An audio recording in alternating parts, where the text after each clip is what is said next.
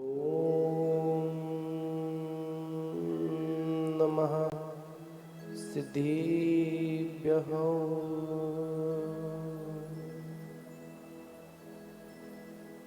ॐ नमः सिद्धेभ्यः।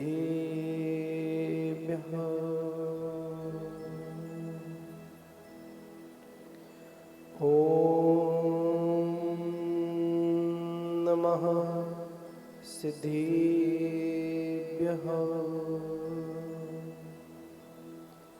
मंगलम भगवान वीरो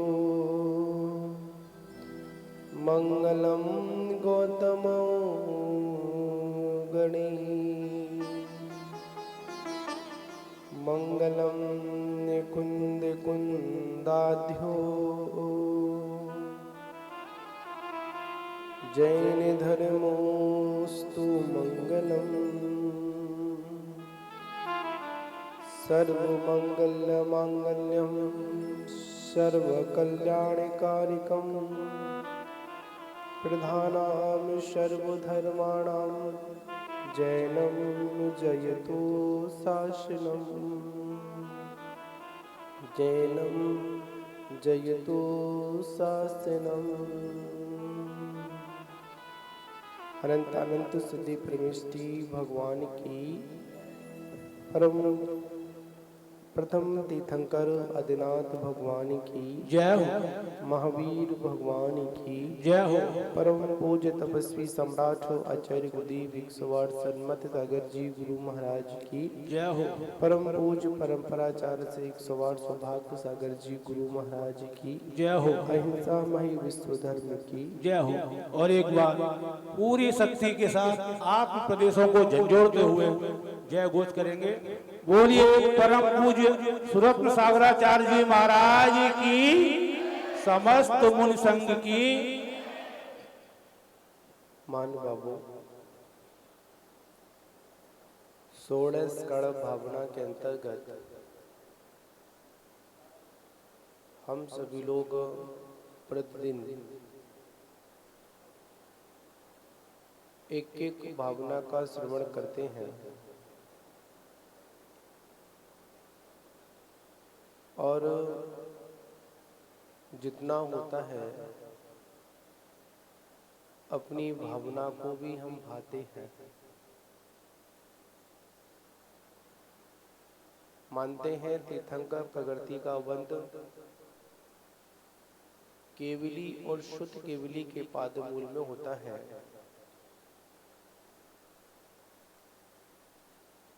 पर फिर भी हम लोग अपने अंतस की भावना के माध्यम से संसार के समस्त प्राणियों का कल्याण हो, ऐसी हम भावना को भाते भी हैं और इस भावना का संकेत देने वाली है।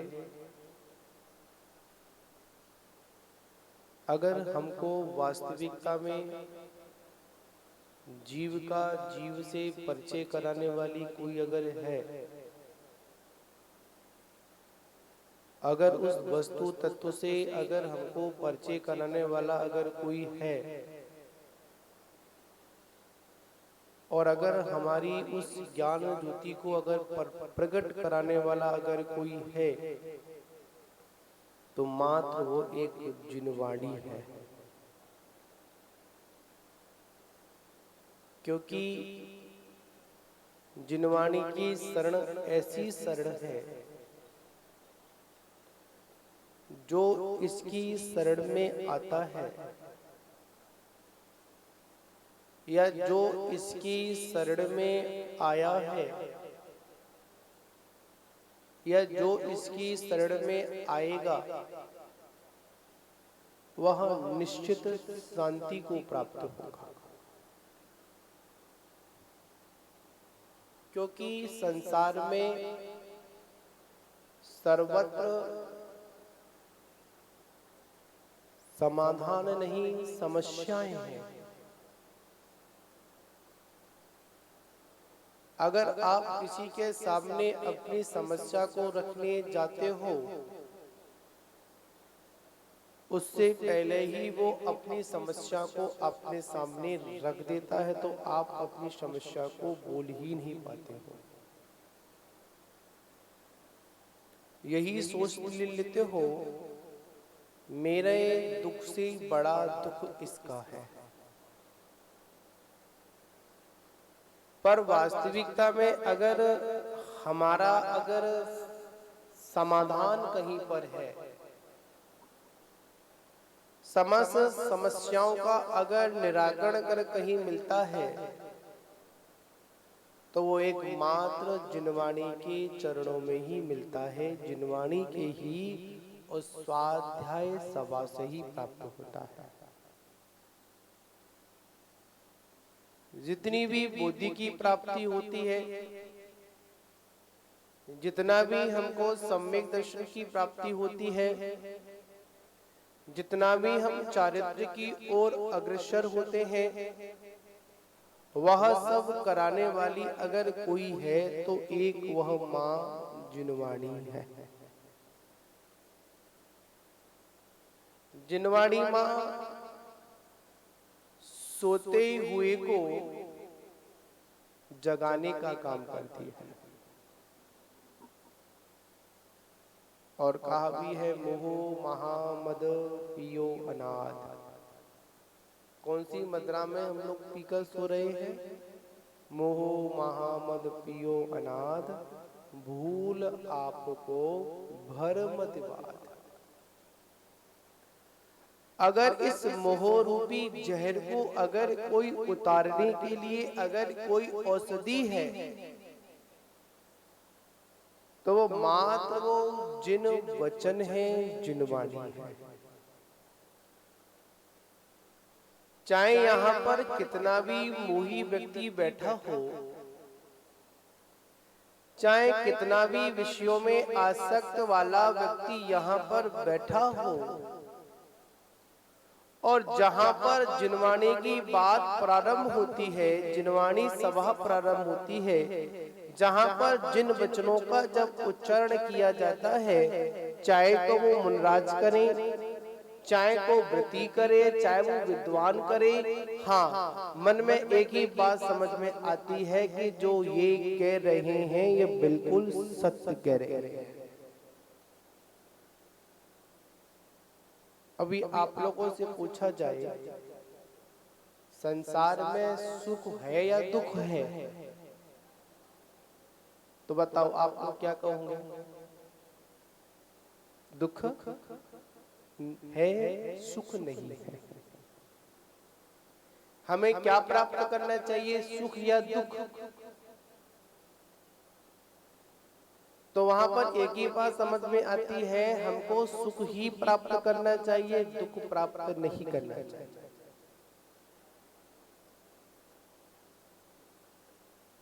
तो ऐसी बातों को जो बताने वाली कौन है?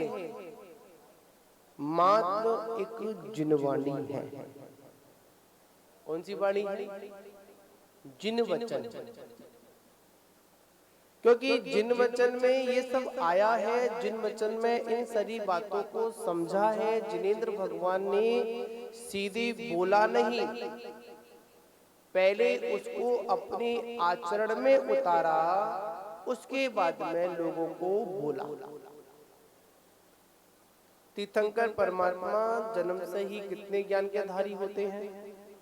3 ज्ञान के धारी होते हैं। दीक्षा लेते ही कितने ज्ञान के धारी हो जाते हैं? 4 ज्ञान के धारी हो जाते हैं। जन्म से 3 ज्ञान के धारी, दीक्षा लेने के बाद चौथा मन पर्याय ज्ञान उत्पन्न हो जाता है, फिर भी किसी को उपदेश नहीं देते। क्यों नहीं देते? कि जब तक केवल ज्ञान की प्राप्ति नहीं हो जाती है, उससे पहले का जो ज्ञान होता है वो अल्प ज्ञान होता है, छद्मस्त ज्ञान होता है।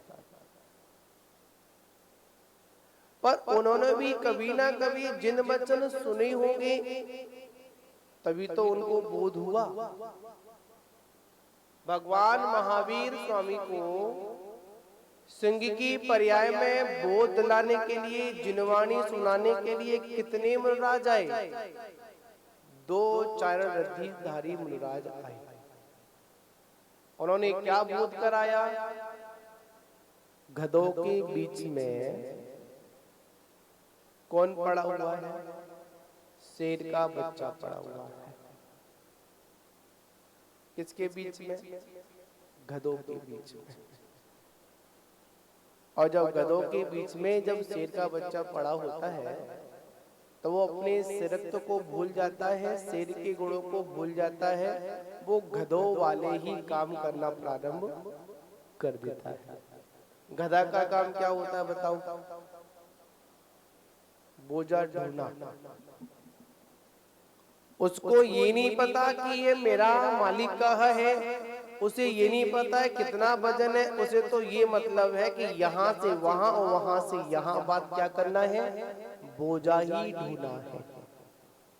थोड़ी बहुत सामने वो घास डाल देता है, थोड़ा बहुत उसको खाने को दे देता है, तो वो गधा अपनी दुनिया में फिर दोबारा मस्त हो जाता है।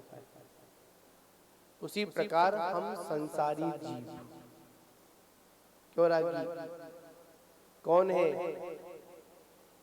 हमारा वह जीवन कैसे हो गया है? बोझा ढोने वाला हो गया। गधा नहीं बोलूंगा मैं, गधा नहीं कहूंगा, अब तो मनुष्य जाति के हैं, तनिंच जाति को तो गधा होता है। पर हमारी क्रिया कैसी हो गई है?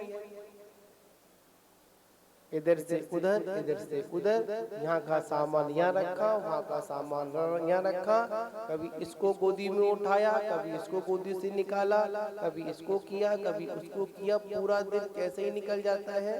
ऐसे ही उठा धरी में निकल जाता है। पर यहाँ पर अगर कह दिया जाए कि एक काम करिए कि उठा धरी में पूरा जीवन व्यतीत कर रहे हो तो कम से कम जिनवाणी के 4 पन्ने तो पढ़ लिया करो, 4 शब्द तो पढ़ लिया करो। झट बोल दो कि महाराज बहुत काम है। कितना काम है? बहुत काम है। आचार्य कहते हैं बिरले ही जीवों को जिनवाणी श्रवण करने का सौभाग्य प्राप्त होता है। कितने लोगों को? बिरले ही जीव होते हैं जिन्हों को अपने कल्याण की बात अच्छी लगती है। उसमें भी बिरले ही लोग हुआ करते हैं जिन्हों को जिनवाणी अच्छी लगने के बाद, कल्याण की बात अच्छी लगने के बाद उस कल्याण के मार्ग में लगते हैं। और उसमें ही बिरले लोग होते हैं लगने के बावजूद भी कभी कभी उस मार्ग से च्युत हो जाते हैं, पर अपने लक्ष्य को प्राप्त नहीं कर पाते। बिरले ही लोग होते हैं जो अपने लक्ष्य तक पहुंच पाते हैं। आज जिनवाणी की भक्ति का दिन है, उपाध्याय परमेष्ठी की भक्ति का दिन है। कल कौन सी भक्ति थी? आचार्य भक्ति थी। आज कौन सी भक्ति है? उपाध्याय भक्ति है। साधु परमेष्ठी में जो हमारे पंच परमेष्ठी हैं उसमें 3 भक्ति। कितने मूल गुण होते हैं? 11 अंग, 14 पूर्व के ज्ञाता होते हैं, 12 शांग। एक रह जाता है। कौन सा रह जाता है? एक रह जाता है। वो कब होता है? वो केवल ज्ञान की प्राप्ति पर होता है। बात यहाँ पर यह है कि जितनी जितनी आप जिनवाणी की विनय करेंगे उतना उतना हमारा ज्ञान का क्षयोक्षम बढ़ता जाएगा। पर आज हम क्या करते हैं? जिनवाणी की बिल्कुल भी क्या नहीं करते हैं? विनय नहीं करते। जिनवाणी को तो हम ऐसे पकड़ लेते हैं जैसे कोई सामान्य क्या है, अखबार आदि पकड़ लिया। कहा जाता है जावाणी के ज्ञान से सूझे लोकालोक, सोवाणी मस्तक धरे। कहां पर? मस्तक धरे, सदा देती हो धोख। जिनवाणी को हमेशा धोख देना चाहिए। एक सुंदर पंक्ति है जो मुझे बहुत अच्छी लगती है, कुछ जिनवाणी स्तुति की है। हृदय के कमल पर पधारो हे माता, आकंठ मेरे विराजो हे माता। कहाँ पर? हृदय के कमल पर पधारो हे माता, आकंठ मेरे विराजो हे माता। नमन हो नमन हो नमन हो हमारा, समर्पित है हम भी तू देना सहारा, तू देना सहारा। हे शारदे माँ, हे शारदे माँ, अज्ञानता से हमें तार देना। और पंक्तियां इसकी बड़ी सुंदर स्तुति है। कहा है, ऋषियों ने समझी है मुनियों ने जानी, ऋषियों ने समझी है मुनियों ने जानी। शास्त्रों की भाषा है आगम की वाणी, हम भी तो समझे हम भी तो जाने। विद्या का फल तो हमें मात देना, हमें मात देना। हे शारदे माँ, हे शारदे माँ, अज्ञानता से हमें तार देना। जिनवाणी क्या देती है? जिनवाणी से मिलता क्या है हम लोगों को? अगली पंक्ति में है, तू ज्ञानदाई हमें ज्ञान दे दे। क्या बड़ी सुंदर पंक्तियां हैं। कहा है, तू ज्ञानदाई हमें ज्ञान दे दे, रत्नत्रयों का हमें दान दे दे। जिनवाणी क्या देती है? रत्नत्र देती है। तू ज्ञानदाई हमें ज्ञान दे दे, रत्नत्रयों का हमें दान दे दे। हम हैं अकेले, हम हैं अधूरे। कैसे हैं? हम हैं अकेले, हम हैं अधूरे। विद्या का फल तो हमें मात देना, हमें मात देना। हे शारदे माँ, हे शारदे माँ, अज्ञानता से हमें तार देना। आज जितना भी हमारे जीवन में मोह अंधकार है, इसको नष्ट कौन कर सकती है? मात एक जिनवाणी ही नष्ट कर सकती है। एक जिनवाणी होती है, एक जननी माँ होती है। दोनों क्या करती है? जननी माँ बच्चों को लोरी सुना सुनाकर सुला देती है। कौन सी माँ?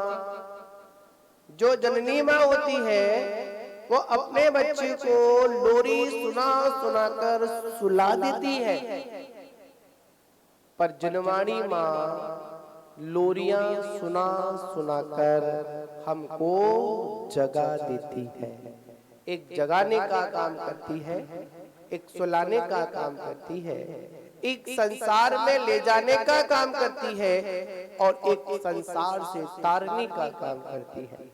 तो बंधुओं, हम सभी लोग बहुश्रुत भक्ति, कौन सी भक्ति? बहुश्रुत भक्ति। जब भी आपका मन उदास हो, जब भी संसार की अनश्वरता का आपको भान हो, मैं नश्वरता का भान आप लोगों को हो, जब जब जिनवाणी की शरण में आ जाना, तो इधर उधर जाने की आवश्यकता नहीं है। जिनवाणी का पन्ना पलट लेना तो गारंटी के साथ कहता हूँ, जो आपकी समस्या होगी वो समस्या आपकी, जिस समय आप वो पन्ना पलटेंगे, जिस समय आप जिनवाणी का वो पेज पढ़ेंगे, जिस समय उस शब्दों पर उंगली फेरेंगे, तो गारंटी के साथ कहता हूँ उस शब्द में आपकी समस्या का समाधान अवश्य छुपा होगा। पर एक बार बहुश्रुत भक्ति अवश्य अपने जीवन में कर लेना। तो बंधुओं, बहुश्रुत भक्ति का दिन है, जितना हो सके हम जिनवाणी को साफ रखें। जिनवाणी में जो चावल आदि लग जाते हैं उसको निकालें, जिनवाणी को सुरक्षित रखें, जिनवाणी को आदर के साथ सम्मान दें। याद रखना, जितना आप जिनवाणी को सम्मान देंगे, जितनी आप जिनवाणी की भक्ति करेंगे, इतना आपका ज्ञान का क्षयोक्षम वृद्धि को प्राप्त होगा। और कभी भी ज्ञानी पुरुषों पर कभी उंगलियां मत उठाना, कभी की भी आलोचना मत करना। अगर हमारी जिनवाणी समझ में नहीं आती है तो अलग विषय है, कभी ये मत कह देना कि जिनवाणी में ऐसा गलत लिखा है। जिनवाणी कभी गलत नहीं हो सकती है, गलत हम हो सकते हैं, हमारी सोच हो सकती है, हमारा ज्ञान का क्षयोक्षम कम हो सकता है, पर जिनवाणी कभी गलत नहीं हो सकती है। कोई बात किस अपेक्षा से कहां पर क्या कही गई है, आप अपेक्षाएं, आप नए शास्त्र का अध्ययन करें, जिससे आप जिनवाणी आपको तुरंत समझ में आ जाएगी। कभी ये मत कहना कि हमारे शास्त्रों में ऐसा नहीं लिखा है। एक बार शास्त्र उठाकर देख लो, हमारे शास्त्रों में ऐसा कुछ छुपा नहीं जो हमारी जिनवाणी में आया नहीं हो। सब कुछ है, और वो कल्याण के लिए है, संसार के मार्ग के लिए नहीं है। तो महान बाबू, आज बहुत शुद्ध भक्ति है, मैं वो जिनवाणी को शुद्ध भक्ति पूर्वक बार बार नमस्कार करता हूँ। उन उपाध्याय परमेश्वरी को बार बार नमस्कार करता हूँ जो 11 अंग 14 पूर्व के ज्ञाता होते। आज तो हमारे पास एक अंग के एक अक्षर का भी हमको ज्ञान नहीं है, और हम अपने को क्या कहते हैं? ज्ञानी कहते हैं। देखिए महान बाबू, मैं समय लगा, घड़ी मेरे पास नहीं है, समय भी हो रहा है अपना, ठीक है ना। एक शब्द को साथ विराम लूंगा कि महान महान जो आचार्य हमारे बीच में हुए, जितने जितने महान आचार्य हुए, उन्होंने जितने महान महान विद्वान हुए, महान महान ग्रंथों की टीका लिख दी। और टीका लिखने के बाद जो टीका पूर्ण होती है, पंडित जी, टीका जब पूर्ण होती है तो एक शब्द में अपनी लहुता प्रकट कर देते हैं। वो लहुता क्या होती है? बोधि जो बुद्ध जीव हैं, शोध कर संभाल कर पढ़े, क्या करें? जो भी बुद्धिजन है, बुद्धिमान लोग हैं, ज्ञानी पुरुष हैं, वो क्या करें? शोध कर समझ कर पढ़े। अगर कहीं पर कोई त्रुटि हो गई हो, कोई गलती हो गई हो, उसको सुधार कर पढ़ेंगे। महान विद्वानों की एक बड़ी विशेषता हुआ करती है, ज्ञानी वही होते हैं जिनके अंदर विनय होती है, और जिनके अंदर विनय नहीं होती है, शब्दों का ज्ञान तो कर सकते पर ज्ञानी नहीं हो सकते हैं। इसी के साथ प्रणाम। जय बोलो द्वादशांग मां जिनवाणी माता की।